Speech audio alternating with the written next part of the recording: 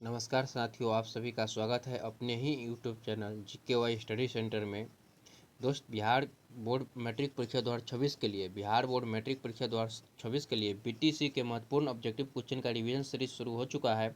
तो आप लोग भी इससे जुड़कर अपने तैयारी को और बेहतर कर सकते हैं। यह बिहार बोर्ड मैट्रिक परीक्षा 2026 के लिए काफ़ी महत्वपूर्ण है, जिसमें BTC के महत्वपूर्ण क्वेश्चनों का इसमें क्या होगा, रिवीजन होगा और एकदम जो है ना सटीक रिवीजन होगा। तो आप लोग भी इसमें जुड़ करके अपने तैयारी को काफ़ी बेहतर और अच्छे तरीके से कर सकते हैं। तो आइए हम लोग शुरुआत करते हैं और देखते हैं एक एक करके क्वेश्चन और इसका आंसर के बारे में हम लोग समझते हैं।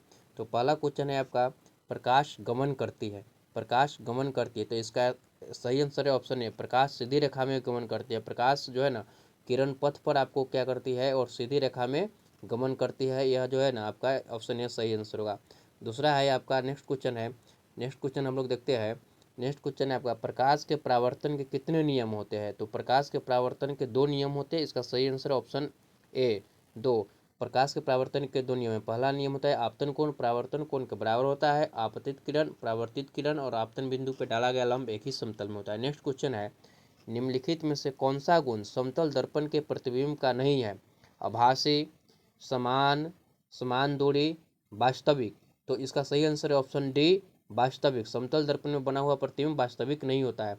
समतल दर्पण में बना हुआ प्रतिबिंब क्या होता है, वास्तविक नहीं होता है। समतल दर्पण में बना हुआ प्रतिबिंब आपको काल्पनिक हो सकता है, यानी कि आभासी हो सकता है।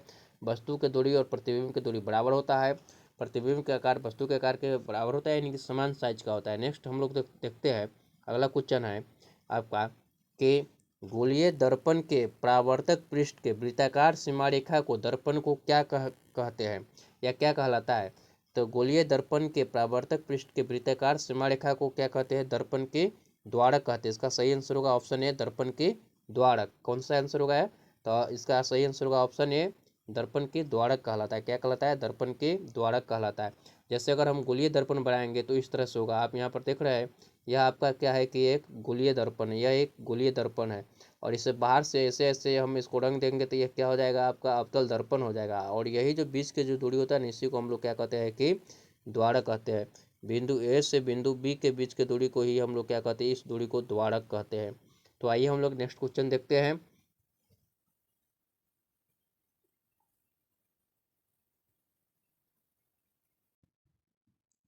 नेक्स्ट क्वेश्चन है, समतल दर्पण में अगर आगे हम लोग क्वेश्चन देखते हैं।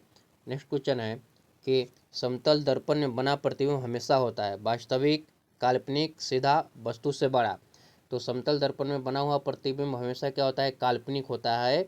तो इसका सही आंसर होगा ऑप्शन ए, काल्पनिक होगा। सॉरी, ऑप्शन बी, इसका सही आंसर होगा ऑप्शन बी, काल्पनिक। समतल दर्पण में बना हुआ प्रतिबिंब क्या होता है, जो है ना समतल दर्पण में बना हुआ प्रतिबिंब हमेशा क्या होता है, काल्पनिक होता है। और काल्पनिक होने के बाद यह सीधा भी होता है। तो इसका answer option A, option B और सी दोनों हो सकता है। समतल दर्पण में प्रतिबिंब हमेशा सीधा बनता है और काल्पनिक बनता है। आगे हम लोग देखते हैं क्वेश्चन नंबर नेक्स्ट, किस दर्पण का परावर्तक सतह अंदर की ओर वक्रित होता है। किस दर्पण का परावर्तक सतह अंदर की ओर वक्रित होता है, यानी कि अंदर की ओर धंसा हुआ होता है। तो इसका सही आंसर होगा आपका अवतल दर्पण, ऑप्शन सी। इसका सही आंसर क्या होगा, अवतल दर्पण, ऑप्शन सी इसका सही आंसर है। नेक्स्ट हम लोग देखते हैं कि नेक्स्ट क्या है कि किस दर्पण का परावर्तक सतह बाहर की ओर उभरा हुआ होता है। तो इसका सही आंसर है ऑप्शन डी, उत्तल दर्पण। उत्तल दर्पण का परावर्तक सतह क्या होता है, जो है ना आपको बाहर की ओर होता है। जैसे अगर हम उत्तल दर्पण के फिगर बनाएंगे तो आप लोग देखते हैं, उत्तल दर्पण के फिगर बनाएंगे तो उत्तल दर्पण इस तरह का बनता है। और उत्तल दर्पण को ऐसे हम लोग क्या करते हैं, अंदर की ओर वक्रित कर देते हैं। अगर अवतल दर्पण को फिगर बनाते हैं तो अवतल दर्पण आपका जो है ना इस तरह का बनता है। अवतल दर्पण जो है ना इस तरह से बाहर की ओर इससे रंगा जाता है और अंदर वाला सतह ये परावर्तक सतह होता है। आगे हम लोग देखते हैं, नेक्स्ट क्वेश्चन है कि गोलीय दर्पण की परावर्तक पृष्ठ को केंद्र को क्या कहते हैं। गोलीय दर्पण के परावर्तक पृष्ठ के केंद्र को क्या कहते हैं। तो इसका सही आंसर का ऑप्शन बी, ध्रुव कहते हैं। गोलीय दर्पण के परावर्तक पृष्ठ के केंद्र को क्या कहते हैं हम लोग, ध्रुव कहते हैं। अगर हम गोलीय दर्पण हम लोग ड्रॉ करेंगे, गोलीय दर्पण ड्रॉ करेंगे, यह मान लिया आपका क्या है, यह आपका एक गोलीय दर्पण है। यह गोलीय दर्पण है, तो इसका जो बीचों बीच वाला भाग हो ना, यही ध्रुव कहलाता है। ध्रुव को हम लोग पी से इंडिकेट करते हैं। ध्रुव को किससे इंडिकेट करते हैं, पी से इंडिकेट करते हैं। तो इस तरह से यह क्वेश्चन है। नेक्स्ट हम लोग देखते हैं,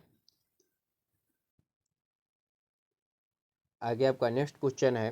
नेक्स्ट क्वेश्चन हम लोग देखते हैं कि गोलीय दर्पण में गोले की त्रिज्या को क्या कहते हैं? गोलीय दर्पण जिस गोले का बना होता है उस गोले की त्रिज्या को क्या कहते थे? इसका सही आंसर होगा ऑप्शन ए वक्रता त्रिज्या। उस गोले की त्रिज्या को क्या कहते हैं? वक्रता त्रिज्या। इसका सही आंसर होगा ऑप्शन ए। दोस्त यहाँ पर जो आप लोग देख रहे हैं क्या है कि मिस टाइपिंग हो गया है यहाँ पे जो है ना, कुछ मिस टाइपिंग है जो मैं आपको बता देना चाहूँगा।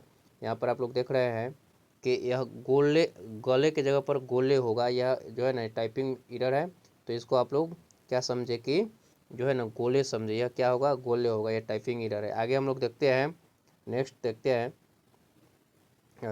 अगला क्वेश्चन है गोलीय दर्पण में गोले के केंद्र को क्या कहते हैं? गोलीय दर्पण में गोले के केंद्र को क्या कहते हैं? तो इसका सही आंसर होगा वक्रता केंद्र, ऑप्शन डी वक्रता केंद्र। ये भी टाइपिंग एरर हो गया है, गोले के केंद्र होना चाहिए तो गोली है।